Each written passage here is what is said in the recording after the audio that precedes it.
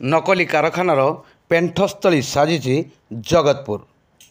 प्रथमे घी परे परे हलदी गुंड एबे एबे नकली सर्फ परे परे पुणी ठाब होईची एक नकली मोबिल कंपानी।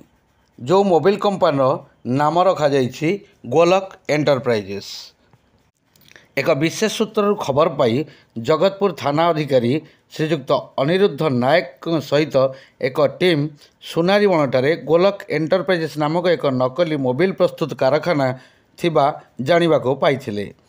डीसीपी निर्देश क्रमे जोन 1 एसीपी नेतृत्व में एक स्वतंत्र दल बुधवार पूर्वाह्न समय कारखाना उपरे चढ़ाऊ करथिले। कारखानार मालिक बाबाजी साहू चतुरतार सहित फेरार हो जाइथिबा पुलिस सूत्ररु प्रकाश। एथिसह 2 जन कर्मचारी को धरी पुलिस थाना को आनी अधिक पचराउचरा करवा जारी रखिछि।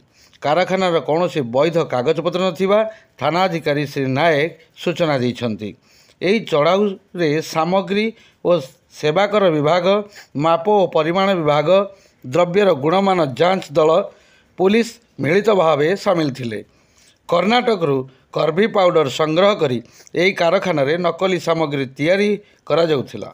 निज कला चातुर्य पुलिस तथा प्रशासन को भुआ बुलाई गत 2016 मसीहा ठारू नकली सामग्री तैयारी करी गाँ गहली समेत राज्यर विभिन्न प्रांत में बिक्री करी मालिक बाबाजी साहू लाले लाल होइथिबा सूचना मिली।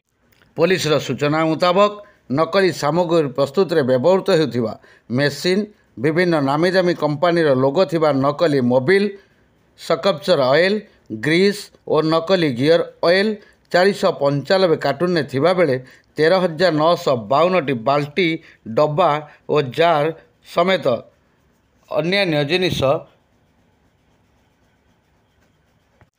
10,000 ऊर्ध्व बैरेल जबत होइतिबा थाना पक्षरु सूचना दिया जाइछि। एथि सहित एक टाटा एसी गाड़ी मध्य पुलिस जबत करिछि। कटकरू सुकांत महापात्रଙ୍କ रिपोर्ट एसएम।